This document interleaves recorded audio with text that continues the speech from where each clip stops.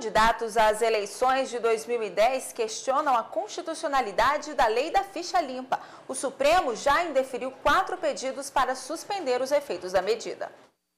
A lei da ficha limpa foi sancionada pelo presidente Luiz Inácio Lula da Silva no dia 4 de junho deste ano. Ela nasceu da vontade e da exigência da população contra a corrupção e a impunidade no país. Para se transformar em um projeto de lei de iniciativa popular, ela precisava de pelo menos 1% das assinaturas dos eleitores do Brasil. Depois de percorrer as 5 regiões do país, o projeto conseguiu mais de 1.300.000 assinaturas. Com isso, foi encaminhado ao Congresso Nacional. Pessoas condenadas por crimes graves como racismo, homicídio, estupro, tráfico de drogas e desvio de verbas públicas podem ter os seus registros de candidaturas negados.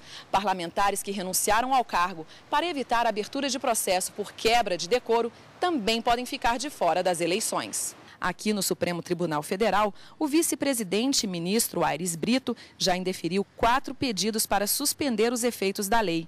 Os pedidos questionando a constitucionalidade da ficha limpa foram propostos pelo ex-presidente da Assembleia Legislativa do Espírito Santo, pelo ex-prefeito e pelo ex-vice-prefeito de Montes Claros, em Minas Gerais, e por um deputado federal de Santa Catarina.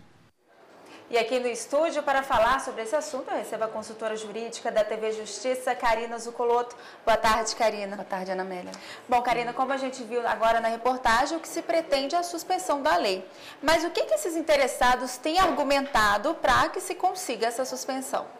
Essa pergunta é bastante interessante porque o que se busca é afastar que essa lei seja aplicada já nessas eleições por força de um dispositivo da Constituição que diz que qualquer legislação que altere o processo eleitoral, ela não pode ser aplicada de imediato, precisaria de 1 ano de vigência para aí sim ela poder ser aplicada às eleições. Como a lei é de 2010 e aí não teria sido preenchido esse requisito de 1 ano, para os defensores de que a lei não poderia ser aplicada para essas eleições, valeria o princípio constitucional de que a lei altera o processo eleitoral e não poderia ser aplicada. Mas esse não é o entendimento que foi declarado pelo Tribunal Eleitoral, pelo Superior Tribunal Eleitoral, que disse que a lei é constitucional, não envolve, não se trataria de inovação no processo eleitoral e, portanto, ela passaria a valer a partir dessas eleições de aplicação imediata. Mas então um candidato que ainda responde a processo pode ser punido com a lei.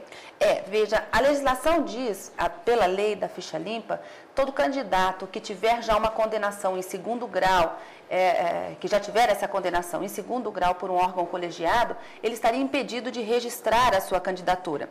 Muitos argumentam que essa seria uma forma de punição, um tipo de pena a ser emplacada contra o candidato. E, na realidade, o que a maioria dos juristas acabam defendendo, e o próprio Tribunal Superior Eleitoral, é que não se trata de uma pena propriamente, e que aí não estaria violando, de forma alguma, a decisão proferida na ADPF 144, julgada em 2004, em que o Supremo declarou que não se pode haver inelegibilidade por parte de candidatos quando não se tem ainda uma sentença penal condenatória. Agora, Karina, a lei da ficha limpa, ela é uma lei popular. Como é que foi, então, que ela chegou ao Congresso? É uma lei de iniciativa popular. O Brasil tem poucas leis que chegaram até o Congresso Nacional por essa iniciativa, mas, de acordo com a Constituição, o povo, a população brasileira que quiser participar, na verdade o povo, não é? Que quiser fazer um projeto de lei, assim como esse do Ficha Limpa,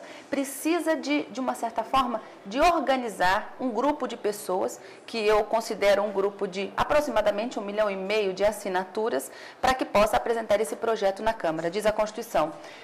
1% do eleitorado nacional deve assinar a proposta, deve estar de acordo com aquela proposta e ali conter nome, endereço, número do título de eleitor, tem um formulário próprio a ser preenchido e uma forma a ser apresentado na Câmara dos Deputados, e esse 1% do eleitorado tem que estar pulverizado em no mínimo 5 estados da federação, e em cada estado da federação 0,3% dos eleitores, para que haja, de uma certa forma, uma equanimidade, né?